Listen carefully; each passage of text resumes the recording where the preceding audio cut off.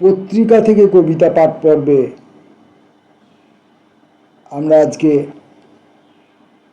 আবার কয়েকজন কবির কবিতা পড়ব। আজকে প্রথম যে কবির কবিতা পড়ব তার নাম ওয়াসেফ জামান।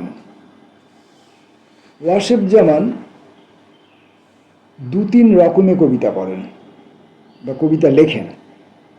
ওয়াসেফ জামান দু তিন রকমে কবিতা লেখেন বা কবিতা রচনা করেন বা কবিতাকে সৃষ্টি করেন বা কবিতাকে আবিষ্কার করেন। সেই দু তিনটি রকমের মধ্যে যেটা সবচেয়ে উল্লেখযোগ্য প্রথম, সেটি হলো তুলির মাধ্যমে, রেখার মাধ্যমে, রঙের মাধ্যমে এই কাজটি তিনি করেন, অত্যন্ত উল্লেখযোগ্যতার সঙ্গে করেন। তাকে যারা চেনেন বা এমনকি ব্যক্তিগতভাবে তাকে যারা চেনেন না তেমন অনেক মানুষও তার এই কাজটির সঙ্গে অতীব পরিচিত। আরেকটি কাজ তিনি করেন কবিতা রচনাতে, কবিতা সৃষ্টিতে, কবিতাকে আবিষ্কার করবার জন্য, সেটা হলো তার কণ্ঠের দ্বারা। এই একই সঙ্গে তার স্মৃতির কথাও বলতে হয়। তার কণ্ঠ এবং স্মৃতি দুটি অত্যন্ত দক্ষ এবং অত্যন্ত সাবলীল। আর তৃতীয় যে উপায়টি, সেটি হচ্ছে কালি কলমের সাহায্যে, শব্দবর্ণের, বাক্যের সহযোগিতায় তিনি তৃতীয় রকমের কবিতাটিও লেখেন। আমরা সেই তৃতীয় রকমের লেখা তার কবিতাটি পড়বার চেষ্টা করব। তার কবিতা পড়তে যাওয়া একটু সাহসের ব্যাপার, তথাপি আমি পড়ি। আমি যেমন ভুলভাল করে পড়ি সেরকমভাবেই পড়ার চেষ্টা করছি। ভুল হলে কবি আমাকে ক্ষমা করবেন। ওয়াসেফ জামানের কবিতা আগুন, পতঙ্গ ও ছাই। ভরা জলে ডাকলি অনেক করে, দুকুলে তোর কামড় লাগা বান। আগুন লাগা শরীর নিয়ে তুই বললি এসো করবে যদি স্নান। রাতে তখন সাথীর জমাট বাসর, চোখে আমার মাঝবয়সী ঘুম। নেশায় উতল চোখ দুটোতে তোর তীব্র জোনাক, আগুন ফাগুন ধুম। ধুম মাচালি, চুম ওড়ালি খুব, ওড়না দিলি চাঁদের গায়ে ছুঁড়ে। তারার গায়ে নামলো আগুন জ্বর, জাগলো জোয়ার তামাম শরীর জুড়ে। সকালবেলায় দেখি উঠোনময় ছড়িয়ে আছে পোড়া তারার ছাই। ফুটে আছে তোর ও আমার রক্ত এবং রেণু, শান্ত শোভন শরীরই অন্যায়। ওয়াসেফ জামানের দ্বিতীয় কবিতাটির নাম রণরঙ্গিনী। বাইরে কেন, ভিতরে এসো, ছিলা এবার টান দিয়ে যাও। যেমন খুশি হাসাও হাসো, সামনে বসেই ভেলকি দেখাও। বাধা কেন, দাও খুলে দাও, ভাসবো চলো একই দাঁড়ে। অনুরণন রণরঙ্গিনী, নাচাও গহীন গাঙের বাড়ে। এবারের কবির নাম রূপালী সরকার। কবিতা অ কালপুরুষ। কবিতা অ কালপুরুষ। প্রতিশ্রুতির মেঘ ঘিরে ফেলে আকাশ, থমথমে বুকে ভেঙে চুরে ওঠে ঝড়ের সম্ভাবনা। প্রবল বৃষ্টিতে অকালে এভাবে ভিজলে গনগনে উত্তাপ নিয়ে আসে প্রবল জ্বরের প্রস্তাবনা। রোগশয্যায় মুমূর্ষু রোগীর স্নায়ুতে ব্যাধির মতো গ্রাস করে যে কারুকার্যের শহর তুমি নির্মাণ করেছ। এই আধিপত্যকে আমি তো আঁচলের খুঁটে আপ্রাণ বেঁধে রাখার চেষ্টা করেছি। আঁচল উড়িয়ে উলঙ্গ বুকে বনবিড়ালটি হিংস্র তুলতুলে বদ আবদারে আড়াল হতে এতটুকু লজ্জা করে না। পড়লাম। আমার মতো করে ঠিক মতো পড়তে পারলাম না হয়তো। পরের কবিতাটি, কবিতা বুকে বহতা অলোকানন্দা। থিতন দুর্বলতা, নাভি ঘিরে নখের আঁচড় টানা, রক্ত ঝরানোর পিছনে তোমার প্রচ্ছন্ন স্বার্থ। আমি বুঝিনি, এটা ভেবো না। বুকের মাঝে পুষে রাখা পাহাড়ি অলোকানন্দা, হাত বাড়িয়ে ঝাঁপিয়ে পড়া জল ধরার অভ্যেস তোমার আদিকালের। ফোঁটা স্তনবৃন্তের দাঁতের দাগ মেটাতে পতঙ্গ চুম্বনে তোমার ঠোঁট সরগর হয়নি কেন জানো? নিরীহ সান্ধ্য কৈশোর তোমাকে সাবালক প্রাপ্ত যুবক হতে দেয়নি। সধবা আঁচল সরাতে হুড়হুড় করে মন ভাঙা বিধবা সন্তাপ আমাকে জড়িয়ে বিছানায় ফেলে। ঘুমোতে চাইলে ডোমের ঘরের দরজা খুলে আসে জম। ঘুমোতে চাইলে ডোমের ঘরের দরজা খুলে আসে জম। জ্যান্ত চিতায় আমার শেষকৃত্য সম্পন্ন করে। ভালোবাসা আগুনের মতো পোড়াতে না পারলে নদীও জলের হাহাকারে মৃত্যুমুখী হয়ে ওঠে। ভালোবাসা আগুনের মতো পোড়াতে না পারলে নদীও জলের হাহাকারে মৃত্যুমুখী হয়ে ওঠে। পরের কবির নাম সুকমল ঘোষ। সুকমল ঘোষ। পরের কবির নাম সুকমল ঘোষ। হাঁ, এই যে হাঁ চন্দ্রবিন্দু দিয়ে হাঁ লেখা আছে, আমার এই রকম জাতীয় বিবিধ রকমের ত্রুটি আছে। পরবর্তী শব্দটি যেটি মুদ্রিত আছে তার আগের শব্দটি আমি উচ্চারণ করতে যাওয়ার সময় পরবর্তী শব্দটি আমাকে আগাম আমার চেতনার, আমার উচ্চারণে, আমার দৃষ্টিতে প্রভাব ফেলে। সেই জন্যে এই হাঁ শব্দটির যে চন্দ্রবিন্দুটি আছে এটি সুকমল ঘোষ যখন বলতে গেছি তখন প্রথমবার হয়ে গেছে ঘোষ। আমি ওই অশুদ্ধ যে উচ্চারণটি প্রথমে করলাম ওটা আমি এডিট করে বাদ দিতে পারতাম, কিন্তু এই যে আমার ত্রুটিটা হয় সেটা আপনাদের কাছে স্বীকার করার জন্যই এটা রেখে দিলাম এবং এতগুলো কথা বললাম। সুকমল ঘোষের প্রথম কবিতা হাঁ। ক্রমশ পাক খেতে খেতে একটা শব্দভ্রূণ ছড়িয়ে পড়ছে। কামরাঙার ঠোঁট, মাছের কানকো, কাঠবিড়ালি, উইপোকা, মুখ পোড়া রোদ, ভাঙছে নদীর ঢেউ, একাদশী চাঁদ, থালায় সাজানো সুখের পান্তা ভাত, পুড়ছে ক্লোরোফিলের গা। যুবতীর কাপাসি হাত, অমাবস্যার দগদগে ঘা, জ্বলছে নিউটন, প্রোটন, ইলেকট্রন। একটাই শব্দ, স্তব্ধ, নির্বাক। শিশুটির আগুন চোখে গিলে খাচ্ছে সর্বগ্রাসী হাঁ। সুকমল ঘোষের পরের কবিতার নাম ভাত। বলেছিলে যা, আমলকি ঘ্রাণে প্রেম রং এনে দেবে তুমি। ভালোবাসার করিডোরে মোমো হামাগুড়ি দেবে, জানালার খোলা মুখ।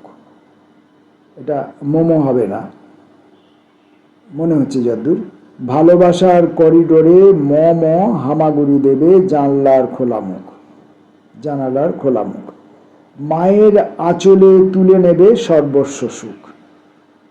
বলেছিলে যা, আমলকি ঘ্রাণে প্রেম রং এনে দেবে তুমি। বলেছিলে যা, কন্টিনিউ, হাইফেন একটি হওয়ার কথা। আমলকি ঘ্রাণে প্রেম রং এনে দেবে তুমি। ভালোবাসার করিডোরে মম হামাগুড়ি দেবে। ভালোবাসার করিডোরে মম হামাগুড়ি দেবে। হামাগুড়ি দেওয়ার একটা ঘ্রাণ থাকবে, সেটি মম হতে পারে বলে আমার মনে হচ্ছে। জানালার খোলা মুখ, মায়ের আঁচলে তুলে নেবে সর্বস্ব সুখ। বলেছিলে যা, রুটির বাসি গন্ধে বৈঠকি আড্ডা হবে, সেকালের কবিতা শোনাবে উপেন। এভাবেই কেটে যাবে কাঁটা তার, সীমান্তের বেড়া, মুখের বলি রেখা। বলেছিলে যা, একটা কবিতা লিখে বন্ধ খামে বিলিয়ে দেবেন কষা কাটা বড়ি, কষা কাটা বড়ি হবে নাকি, বড়ি বড়ি, বক ফুলের বড়া, শিউলির ডাল, রোজেলার টক, বড়ি হবে তাহলে। একটি কবিতা লিখে বন্ধ খামে বিলিয়ে দেবেন কষা কাটা বড়ি, কষা কাটা বড়ি। আমি না বুঝেই পড়ছি। বন্ধ খামে বিলিয়ে দেবেন কষা কাটা বড়ি, বক ফুলের বড়া, বিউলির ডাল, রোজেলার টক। বলেছিলে যা তুলে দেবে চিন্তাহীন এক মুঠো তপ্ত ভাত, বলেছিলে।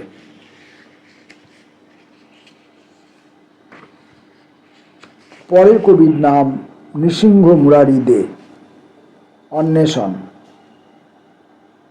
তুমি তোমার মতো ঈশ্বর বানাতে চেয়েছিলে, সেটা হয়ে গিয়েছে আমার মতন। আমিও মতন আমার ঈশ্বর চেয়েছিলাম। এটা লাইনটি এরকমই মুদ্রিত আছে, আমিও মতন আমার ঈশ্বর চেয়েছিলাম।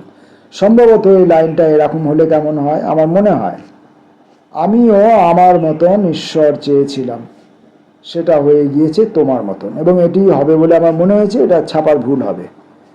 আমিও আমার মতন ঈশ্বর চেয়েছিলাম, সেটা হয়ে গিয়েছে তোমার মতন। নির্মাণ, পুনর্নির্মাণ, বিনির্মাণ, কেউই সৃষ্টির বাড়ি থাকে না। অপেক্ষার কোনো ঘাম ঝরাবার গল্প নেই। পাথর কুড়োতে গিয়ে ফুলও হাতে চলে আসে। ঠিক দিগন্তের কাছাকাছি অচিন্ত উদ্যান, চলো বেরিয়ে আসি। আর কতদিন এইভাবে ক্রন্দশী হয়ে ভাবা যেতে পারে গর্ভাবস্থার কথোপকথন? নৃসিংহ মুরারি দের পরবর্তী কবিতাটির নাম আমি ঘর। আমি ঘর, আমি ঘর, একমাত্রায় আমি ঘর। ঘর ভর্তি লোকজন, মানুষ মানুষই, ঘর ভর্তি তুমি, আপনি, তুই। নেই ঘরে কেউ নেই, নেই ঘরে কিছুই নেই। আসলে ঘর নেই, ঘর বলে কিছু হয় না। সবটাই আমি, প্রতিবিম্বিত আমি। আমার থেকে গজিয়ে ওঠা আমি, আমার মধ্যে মরে যাওয়া আমি, আমার মধ্যে আমি, আমার বাইরে আমি। আমার কোনো নাম নেই, আমার কোনো নাম হয় না। আমি আর আমি, ঘর আর ঘর, আমি ঘর। পড়লাম নৃসিংহ মুরারি দের কবিতা দুখানি। আজকের আপাতত শেষ কবির নাম আশরাফুল মণ্ডল। কবিতাটির নাম দেয়া আছে ত্যায় রহস্য, তয়ে জাফলা আকার, র হ দন্তস্বয় জাফলা। আমার ধারণা কবিতাটির নাম হবে হত্যা রহস্য। কবিতাটি পড়লে শেষ পর্যন্ত সেটা আমরা টের পাবো। বলে রাখি কথা প্রসঙ্গে, যেই যে আমি কবিতাটা পড়ি, এখানে ভিডিও করি, আমি কিন্তু এই কবিতাগুলো আগে থেকে পড়ে রাখিনি, প্রথম পাঠেই পড়ছি। তাই প্রথম পাঠে অনেক সময় আমার পাঠের মধ্যে ভুল হয়। আমি যেমন প্রত্যাশা করি, কবির প্রত্যাশার সঙ্গে হয়তো সেমনটা মেলে না। কবি যা বলতে চাইছেন তার সঙ্গে আমার অনুভব অনেক সময় মেলে না প্রথম পাঠে। দ্বিতীয় পাঠ, তৃতীয় পাঠে গিয়ে আমি কবির অনুভবের সঙ্গে নিজের অনুভবকে মেলাতে পারি বা মেলাতে চেষ্টা করি, সচেষ্ট হই। এখন তাই এই মনে হচ্ছে যে এই কবিতাটির নাম হত্যা রহস্যই হবে। আমি পড়ি। তোমাকে মনে করতে চাইনি, কবরে শুয়ে থাকার মতো কিছু আহ্লাদ। এই যে কবর দিয়েই শুরু হচ্ছে, মৃত্যু দিয়েই শুরু হচ্ছে, অতএব ওটা হত্যা রহস্য হওয়ার সম্ভাবনা বাড়ল। তোমাকে মনে করতে চাইনি, কবরে শুয়ে থাকার মতো কিছু আহ্লাদ আমাকে ঘিরে থাকে অহরহ। তবুও হঠাৎ বৃষ্টি নেমে আসা সুরে ঝমঝম করে ওঠে আমার চোখের আনাচ কানাচ। সেই হাপুস ভিজে যাওয়া দৃষ্টিতে দেখি তোমার খামচে ধরা মাটি সমেত ভেঙে যাচ্ছে নদীর পাড়। ধসে যাওয়া গান কিভাবে ধীরে ধীরে লাশ হয়, কিভাবে একটি পোকা লাগা ফুল বৃন্তচ্যুত হবার আগে দুলে ওঠে। ভাবছি এইসব।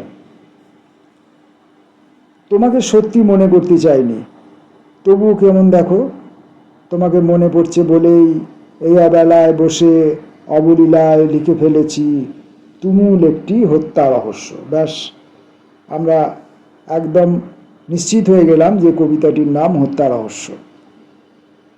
তোমাকে মনে পড়ছে বলেই এই অবেলায় বসে অবলীলায় লিখে ফেলেছি তুমুল একটি হত্যা রহস্য। কবি আশরাফুল মণ্ডলের পরবর্তী কবিতাটির নাম আপাতত। ভাই তার বউকে নিয়ে বাজারে গেছে। আমি হাঁপিয়ে উঠেছি তাদের অপেক্ষায়। এই শহরে তো কারোর কোনো পাশে থাকা নেই। আহা, পাশে থাকার মতো চেষ্টা দীর্ঘজীবী হোক। ওরা ফিরে আসার আগে গুছিয়ে রাখি আমার ঘাড় আর চিবুকের ঘাম, আর সবার সাথে বসে কথা বলা কিছু চাওয়ার সময়। ভাইয়ের শরীরেও জমেছে কি বিন্দু বিন্দু। জানি না তো সেসব। আপাতত ওদের জন্য লিখে দিই ভোরের এক ঝলক স্নিগ্ধ বাতাস। আপাতত ভাই তার বউকে নিয়ে বাজারে গেছে। আমি হাঁপিয়ে উঠেছি তাদের অপেক্ষায়। এই শহরে তো কারোর কোনো পাশে থাকা নেই। আহা, পাশে থাকার মতো চেষ্টা দীর্ঘজীবী হোক। ওরা ফিরে আসার আগে গুছিয়ে রাখি আমার ঘাড় আর চিবুকের ঘাম, আর সবার সাথে বসে কথা বলা কিছু চওড়া সময়। ভাইয়ের শরীরেও জমেছে কি বিন্দু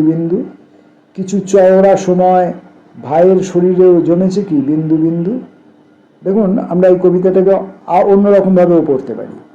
ওরা ফিরে আসার আগে গুছিয়ে রাখি আমার ঘাড় আর চিবুকের ঘাম, আর সবার সাথে বসে কথা বলা কিছু চওড়া সময়। এখানে আমরা পজ দিতে পারি। আর সবার সাথে বসে কথা বলা কিছু চওড়া সময়। ভাইয়ের শরীরেও জমেছে কি বিন্দু বিন্দু। জানি না তো সেসব। আবার আমি যেমন প্রথমে পড়েছিলাম, ওরা ফিরে আসার আগে গুছিয়ে রাখি আমার ঘাড় আর চিবুকের ঘাম, আর সবার সাথে বসে কথা বলা কিছু চওড়া সময়। ভাইয়ের শরীরেও জমেছে কি বিন্দু বিন্দু। ধরে নিন একটা দীর্ঘ সময়, একটা চওড়া বিস্তৃত সময় ভাইয়ের শরীরে বিন্দু বিন্দু ভাবে জমে উঠেছে। এমন চিত্রকল্পটাও হতে পারে, আমি সেভাবেও পড়তে পারি। জানি না তো সেসব। আপাতত ওদের জন্য লিখে দিই ভোরের এক ঝলক স্নিগ্ধ বাতাস। পত্রিকা থেকে কবিতা পাঠ পর্বে আমরা আজকে বেশ কয়েকজন প্রতিষ্ঠিত কবির কবিতা পড়লাম। ফিরে আসবো পরের দিন আরও অনেক কবির কবিতা নিয়ে। নমস্কার।